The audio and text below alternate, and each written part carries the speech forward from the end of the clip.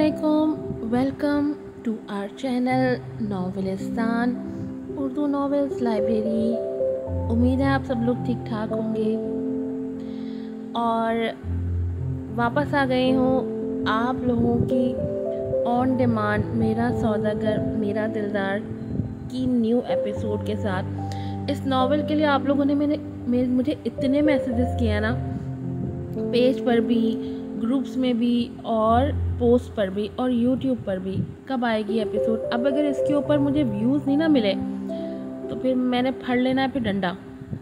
इतने आप लोगों ने मैसेजेस किए हैं इस एपिसोड के लिए।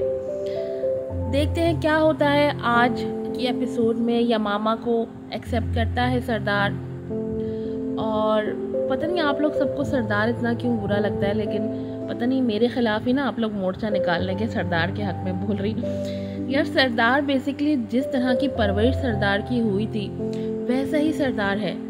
अगर आप सर को याद हो सरदार के मेरा सौदागर मेरा दिलदार के पहले सीज़न में सरदार की वालिदा, तो आपको पता चलें जल्दी से चैनल को सब्सक्राइब कर दें। बाद में हम डिस्कस करेंगे सरदार को डिटेल में।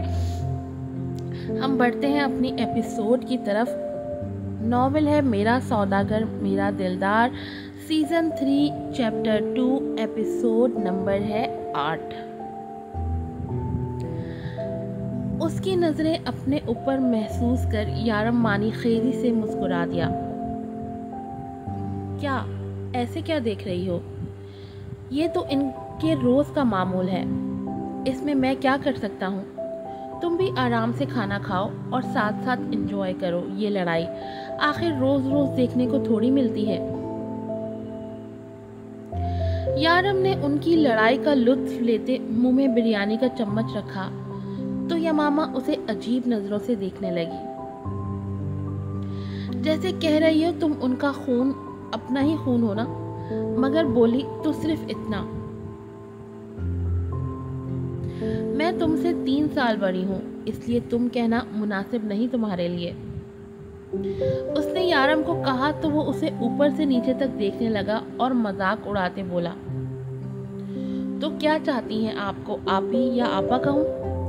वो एक आईब्रो उचकाकर बोला तो यमामा दांत पीस कर रह गई। ढीठ होने में तो इसका कोई सानी नहीं था, जो बिल्कुल उसी पर गया था। आखिर कैसे उस पर ना जाता, सौतेला ही सही मगर भाई जो था, दोनों की रगों में एक ही बाप का खून दौड़ रहा था। शक्ल से तो नहीं मगर बातों से तुम भी अपने बाप पर ही गए हो। वो उस पर तंज करते हुए बोली तो वो मानी खेजी से मुस्कुरा कर रह गया, और जब बोला तो यमामा को भी आग लगा गया था। बात तो ठीक है मगर तुम भी शक्ल से नहीं मगर जबान तो तुम्हारी भी मुझसे 2 हाथ आगे है। लगता है जैसे डैड से क्लासेस ली हूँ। सही कहा ना मैंने? उसका डेमो तो मैं कल देख ही चुका हूँ। वो कंधे उचकाते हुए बोला तो यमामा का दिल क्या उसकी जुबान खींच ले जो वो तड़ तड़ चला रहा था। लेकिन हठधर्मी और ढीठ पने में तो लगता है तुमने मास्टर किया हुआ है, जो ये भी भूल गए हो कि जो तुम्हारे बाप को अच्छी तरह सबक सिखा सकती है वो तुम्हें सबक सिखाने में 2 मिनट नहीं लगाएगी। ये बात याद रखना, जब मैंने तुम्हारे बाप का लिहाज नहीं किया तो तुम फिर उनके बेटे हो, सो बी केयरफुल। वो उसे खा जाने वाली नजरों से देखते हुए बोली तो वो दोनों हाथ उठाकर रह गया और डरने की एक्टिंग करते बोला, मैं तो डर गया। और ये बात आप भी याद रखें, मेरे बाप को सबक सिखाना तो आपके बस की बात भी नहीं है। वो तो एक ही औरत कर सकती है और वो है मेरी माँ। रही बात आपकी, तो आप भी ये याद रखिएगा कि आपको यहाँ तक पहुँचने में मेरी माँ ने ही मदद दी है। अगर वो ना होती तो आप भी आज यहाँ ना होती, इसलिए यू टू केयरफुल। यारम एक आंख मीचता हुआ उस पर हकीकत वाज़े कर गया था, जिस पर वो लब भींच कर रह गई, क्योंकि वो सच ही तो कह रहा था। अगर अफाफ आज उसकी मदद ना करती तो वो यहाँ उनके दरमियान ना होती, वहीं पड़ी सड़ रही होती। अभी वो बात कर ही रही थी कि उनकी तवज्जो जहान और सरदार की तरफ गई, जो सर जंग कर रहे थे। आप में अभी भी कोई शर्म बाकी है या बेच खाई है सारी? अगर नहीं है तो मुझसे कुछ उधार ले लें। मगर इस उम्र में यूं बेशर्मी की हरकतें करने से बाज आ जाए खुदारा। और कितना इम्तिहान लेंगे मेरी इफ़ी का आप?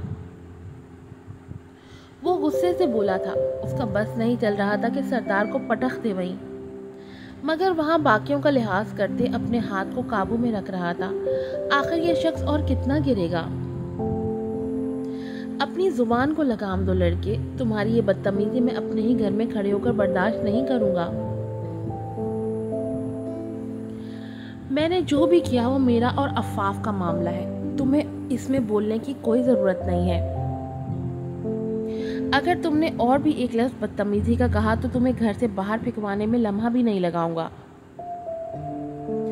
सरदार आज भी सरदार शाह था, झुकना उसने सीखा ही नहीं था, और अगर वो झुकना चाहता भी था तो सिर्फ अपने खुदा के बाद माफ़ी के लिए अफाफ के आगे। बाकियों के लिए वो अब भी वही था जिसमें कोई एहसास, कोई रहम बाकी न था।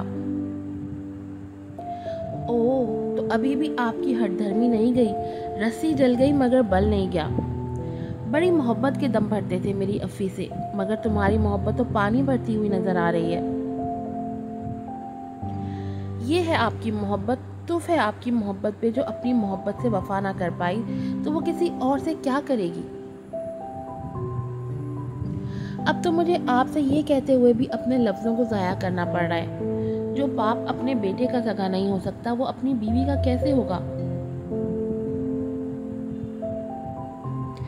सिर्फ एक गलती हुई मुझसे इस ज़िंदगी में कि मैंने अफाफ को वापस अब तक आने दिया। अगर मैं वहीं उसके कदम रोक लेता तो वो आज आपके साथ ना होती और ना ही उसको ये दुख झेलना पड़ता जो वो अब आपके साथ झेल रही है। मैंने देखी है उनकी आंखें अभी जाते हुए, क्या कुछ नहीं था उनकी आंखों में? रंज, मलाल, दिल टूटने की किरचियाँ, रूह खींच लेने की अजियत और मान टूट जाने का सदमा। ये सब कुछ और कोई नहीं बल्कि आपने किया है। सच कहते हैं मोहब्बत ही वो वाहिद हस्ती है जो आपको तोड़ कर रख देती है,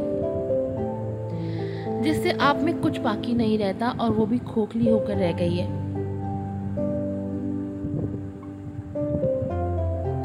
मगर ये मेरी ज़ुबान है कि अगर मेरी अफाफ को कुछ भी हुआ तो आपको ज़िंदा भी नहीं छोड़ूंगा।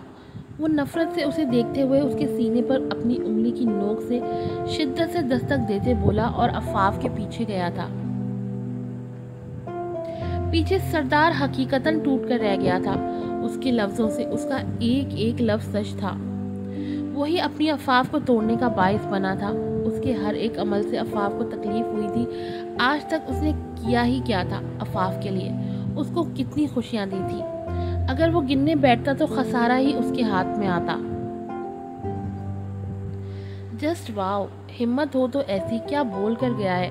मैं तो सच में उसकी फ़ैन हो गई हूँ। कहीं से भी ये कोई आम शख्स नहीं लगता बल्कि अफाफ का बेटा तो ये लगता है। यमामा सताइशी अंदाज में बोली तो यारम जल भुन कर रह गया था उसकी बात पर।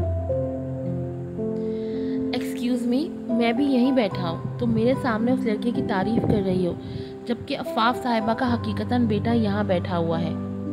वो उसे अपनी मौजूदगी का एहसास दिलाते हुए बोला तो वो उसकी तरफ देख कर रह गई और उसे ऊपर से नीचे तक देखा। लगते तो तुम कहीं से भी अफाफ के बेटे नहीं हो, पूरी डिट्टो कॉपी हो अपने बाप की, और मुझे तुम्हारा बाप एक आंख नहीं बाता, तो फिर तुम्हारी क्या ही तारीफ करूं मैं।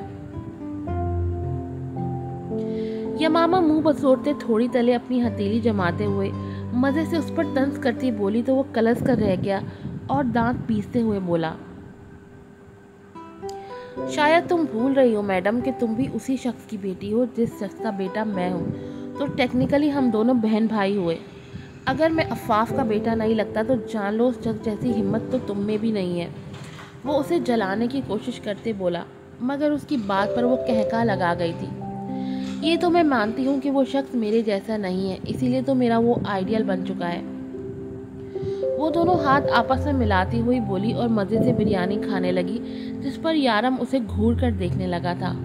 अब जहान की तरफदारी करने वाली एक और लड़की आ गई थी उसकी ज़िंदगी में। वो मुंह बसोरते हुए सोचने लगा, मगर वो उसको कह भी क्या सकता था, थी तो वो उसकी बहन ही ना।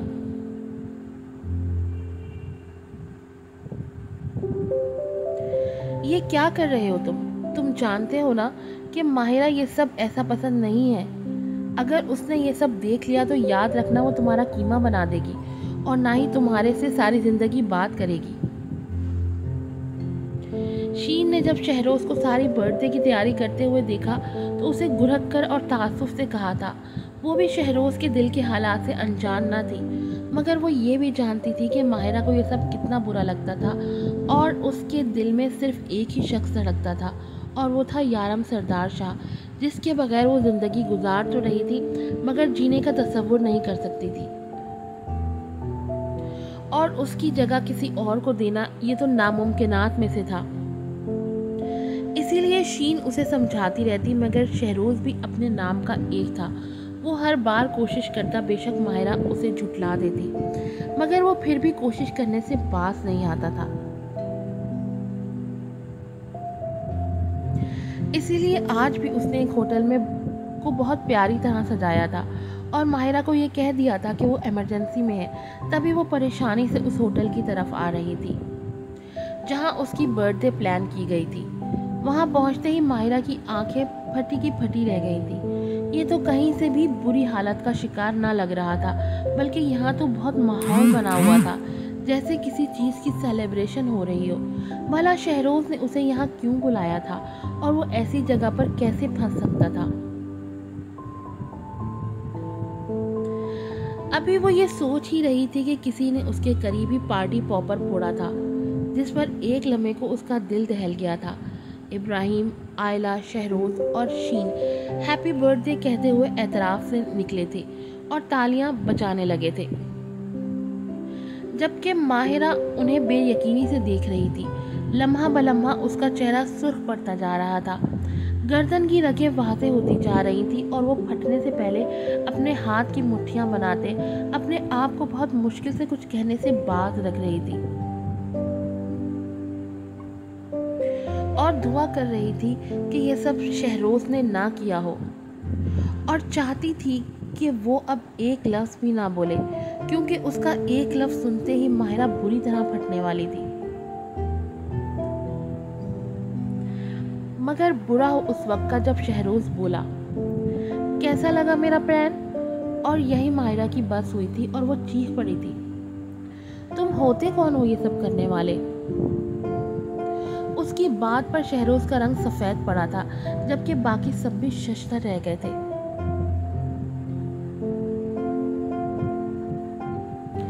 जहान सब कुछ छोड़ते हुए गुस्से से अफाफ के पीछे आया था। वो उसे पूछना चाहता था कि आखिर वो उस शख्स को माफ़ कैसे कर सकती थी, उसकी नाजायज़ बेटी को कबूल कैसे कर सकती थी। मगर जैसे ही वो उसके कमरे में दाखिल हुआ तो कमरा खाली पाकर वो हैरत का शिकार हुआ था। अभी तो उसके सामने अंदर दाखिल हुई थी, फिर कहाँ गई थी? मगर जैसे ही उसको वॉशरूम से आवाज़ें आई, जहान बुरी तरह चौंका था। ये कैसी आवाज़ें थी? वो दिल थाम कर रह गया था, क्योंकि ये अफाफ की घुट घुट कर रोने की आवाज़ें थी। वो तो शुक्र था कि वॉशरूम का दरवाज़ा थोड़ा सा खुला हुआ था, जिसे खोलते ही जहान अंदर दाखिल हुआ था। मगर उसके अंदर दाखिल होते ही एक कयामत उस पर टूट पड़ी थी। उसने बेसाख्ता ही दरवाजे को थामते हुए खुद को गिरने से बचाया था।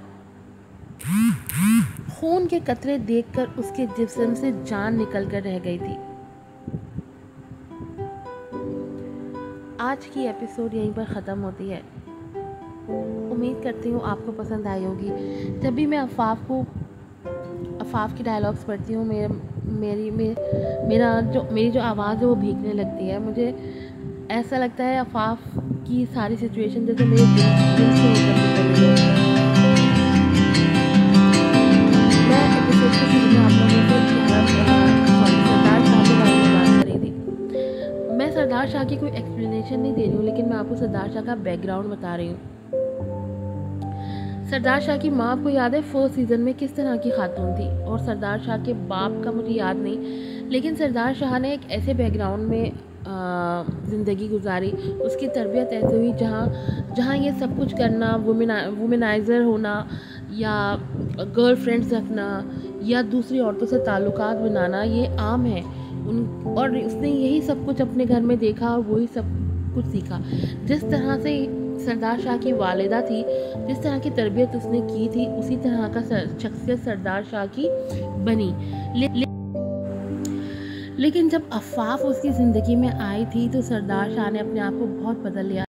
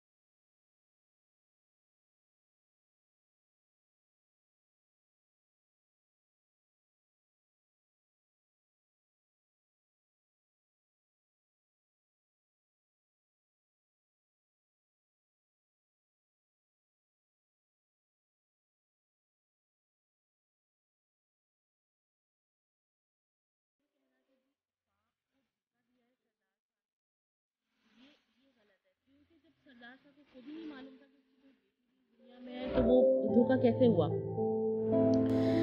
चले, ये सारी मिस्ट्रीज तो आगे जाकर खुलेंगी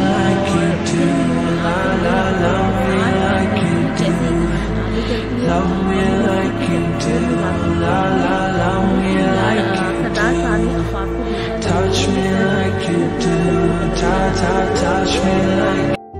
फिर मिलूंगी आपसे नई एपिसोड के साथ। जब तक आप लोग मेरा नॉवेल नया शुरू हुआ है, मेरी बारिश हो तुम, उसको देखिएगा। फिर मिलूंगी आपसे। अस्सलाम वालेकुम।